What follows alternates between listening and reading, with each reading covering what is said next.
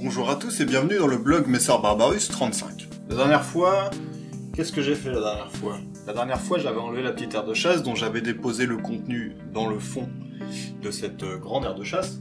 Et donc on peut voir aujourd'hui, presque un mois après, que toutes les graines ont bien été enlevées. Tout avait été déposé dans cette partie de l'aire de chasse. On voit aujourd'hui qu'il ne reste absolument plus rien. Un petit dépotoir a été installé à cet endroit. Et puis il ne reste plus aucune graine. Alors on en voit un tout petit peu ici, qui sont des graines de bleuet, je crois. Je vais vérifier. Pas du tout, ce sont des graines d'œillet bleu.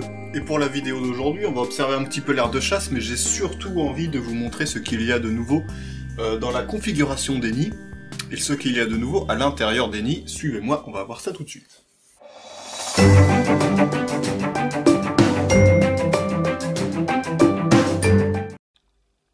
Un petit tour rapide de l'aire de chasse. Alors, ce qu'on peut observer tout de suite de flagrant, c'est ce dépotoir-ci. Elles en ont installé un petit ici, mais la majorité des déchets sont déposés ici, juste sous la lampe en fait. Il mesure une dizaine de centimètres d'épaisseur, et les fourmis enterrent en fait le dépotoir, puisque on peut voir que juste sous la surface il y a du sable, un monticule de sable, et que ce sable est mélangé au dépotoir, comme si qu'elles enterraient leurs déchets en fait. Ici on voit bien que si on creuse un peu, voilà. Sous le sable il y a le dépotoir qui continue, vous voyez. Le dépotoir est semi-enterré. Voilà. On peut voir aussi qu'elles ont la fâcheuse tendance à fabriquer des mini-greniers en plein air. Donc il y en a à l'intérieur de ces cailloux, il y en a dans ce petit bouchon. Ce petit caillou creux aussi contient des graines. Et puis, donc près des deux entrées du nid, se trouve un caillou un petit peu plus gros dont elles ont entreposé des graines à cet endroit. Cela ne me dérange pas plus que ça, malgré que j'aurais quand même aimé qu'elles utilisent un des nids en tant que grenier, comme dans la nature. Si elles font ça, je soupçonne que l'environnement de l'aire de chasse est trop calme en fait. Étant donné que nous sommes dans des conditions d'élevage artificiel, il n'y a évidemment pas de pluie, il n'y a pas de vent, il n'y a pas d'autres animaux qui pourraient venir les déranger. Donc je pense que c'est pour ça qu'elles ne prennent pas la peine de protéger leurs graines, enfin une partie des graines, parce qu'il y en a quand même un petit peu dans les nids. Les seules pseudo-conditions météorologiques qu'elles ont, c'est quand moi je souffle dessus.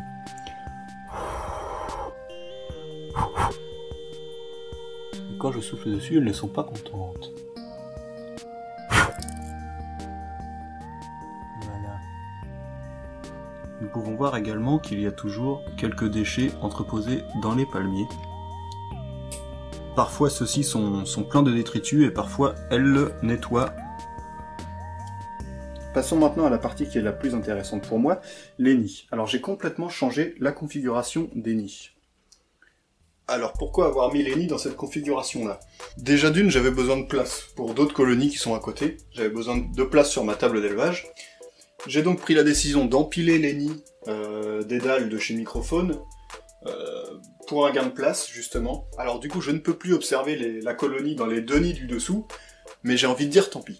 Celui du bas est le nid qui contenait les réserves de grains, qui n'a jamais été humidifié. Les deux du dessous sont toujours humidifiés, ainsi que celui-ci. Celui-ci, c'était le nid creusable en mousse oasis, dont je pense vous vous souvenez très bien. Et puis ce nid-ci, c'est le nid que j'avais rajouté avec du sable et du gravier quand les fourmis creusaient dans l'aire de chasse. Donc j'avais rajouté ce nid-là qui n'avait pas, souvenez-vous, de système d'humidification. Donc il est maintenant complètement sec. Et il offre une grande surface visible. J'ai donc décidé de le mettre en première position afin que les fourmis s'en servent de grenier. Ce qui entre nous n'a pas du tout fonctionné, elles ne mettent pas vraiment de graines à l'intérieur. Donc nous avons en ce moment 2 nids chauffés sur 5 et 3 humidifiés sur 5. Le premier nid est chauffé, je voulais reproduire un petit peu les conditions qu'elles ont dans la nature. Donc le nid le plus près de la surface est la partie la plus chaude puisqu'elle reçoit les rayons du soleil indirectement. Donc celui-ci est chauffé par un tapis chauffant, et le dernier est chauffé par une ampoule en céramique. Bon là on n'est pas du tout dans les conditions naturelles, mais bon c'est pas grave. L'intérêt de chauffer ce nid-là, c'est parce qu'il est grand et humidifié, donc la probabilité pour que la gyne s'y installe, ainsi que le plus gros du couvain, était plutôt élevée. Donc j'ai préféré le chauffer pour vraiment les obliger à venir installer le couvain ici. Ce qui m'offre une parfaite visibilité comparée au nid de chez Microphone. Et j'ai très bien fait parce qu'on verra par la suite que ce nid est utilisé comme je le souhaitais. Voilà. On voit que je me suis amusé à faire tout un cheminement pour les fourmis, pour qu'elles puissent accéder d'un nid à un autre. Il y a juste le dernier qui est complètement rempli de colle chaude, afin que les fourmis ne puissent pas débouchonner et s'échapper. Cela fait bien longtemps que je n'ai pas eu d'évasion dans la colonie depuis que j'utilise ce type de raccord en plastique dur, ainsi qu'un système de fermeture avec un petit tuyau rempli de colle chaude. Avec ça, plus aucun souci. Les seuls individus que j'ai observés cette semaine se promener sur le bureau, c'était parce qu'il manquait de l'anti-évasion sous le plafond périphérique. Cela faisait longtemps que je n'avais pas remis d'huile sur tout le pourtour, du coup j'avais quelques fourmis qui se baladaient sur le bord du bureau, mais c'est pas grave. Alors pour l'observation des nids, on va commencer par le moins spectaculaire, on va commencer par celui-ci. Pas mal de larves, pas mal de couvains. Alors dans celui-ci, il y a pas mal de larves, ce sont des larves de taille moyenne.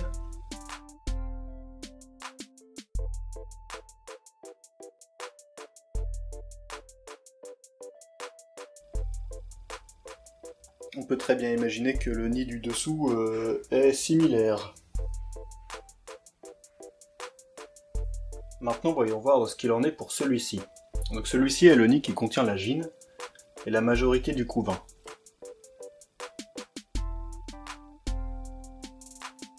Toujours délicat d'enlever les caches sans trop les déranger.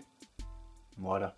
Il y a ce que j'appelle dans ce nid un tapis de larves. On peut voir que toute la partie ici jusqu'en haut, là, est une zone remplie de larves, ainsi qu'une zone de nymphes, ici, en plein sous le spot de chaleur. On va faire un petit prélèvement de température pour savoir à combien de degrés sont disposées les larves.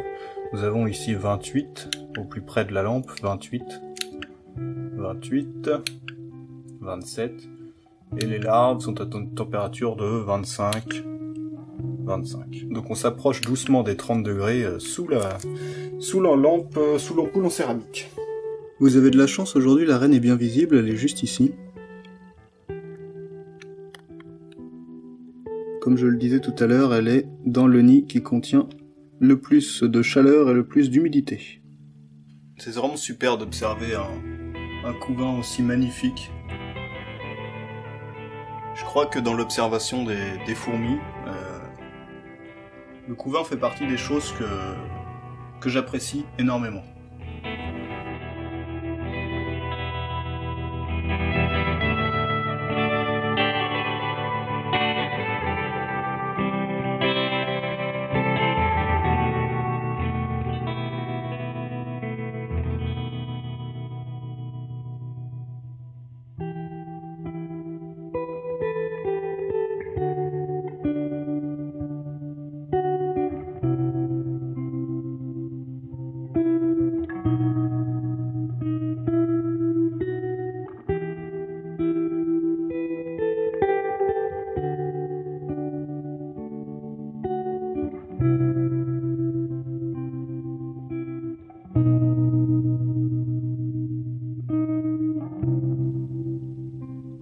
Donc nous avons vu les larves, les œufs, ainsi que les nymphes. Les nymphes de petite taille.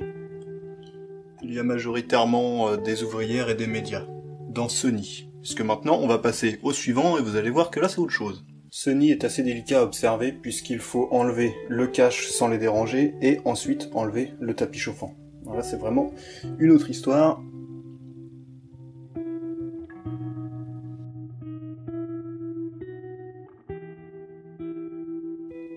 Et en plus de ça, la vitre du nid est très rayée. Alors il est pour moi difficile de faire de jolis plans dans ce nid. Je vais toutefois essayer de faire de mon mieux.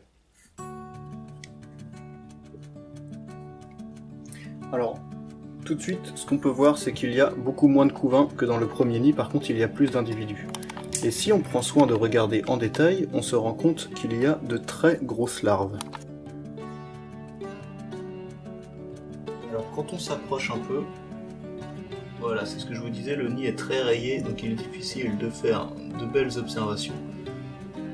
J'ai cru ces précédentes semaines que j'allais avoir du couvain de sexué, parce qu'on peut voir des larves qui sont vraiment énormes. Alors je ne dis pas que je n'aurai pas de sexué, par contre il y a certaines de ces larves, voilà, qui se sont nymphosées, et qui sont devenues de très grosses nymphes de major. Alors il est déjà assez difficile de voir quelque chose à cause de la saleté du nid. En plus de ça, les fourmis sont toutes agglomérées, ce qui ne facilite pas l'observation.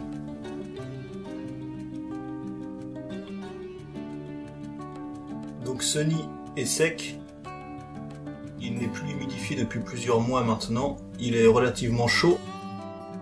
On va en profiter pour prendre un contrôle de la température.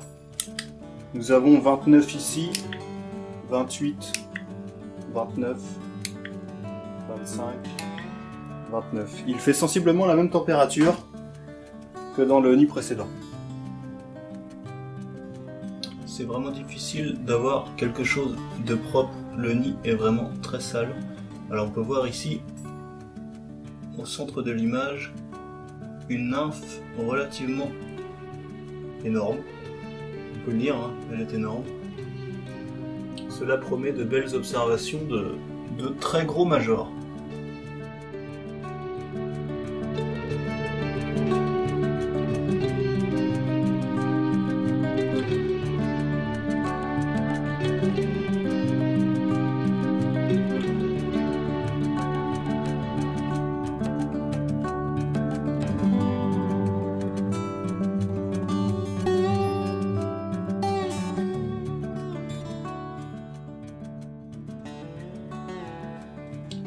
J'ai vraiment cru ces dernières semaines, hein, en voyant la taille des larves, que j'aurais les premiers sexués dans la colonie, parce que je rappelle que je n'ai jamais eu de sexués dans cette colonie.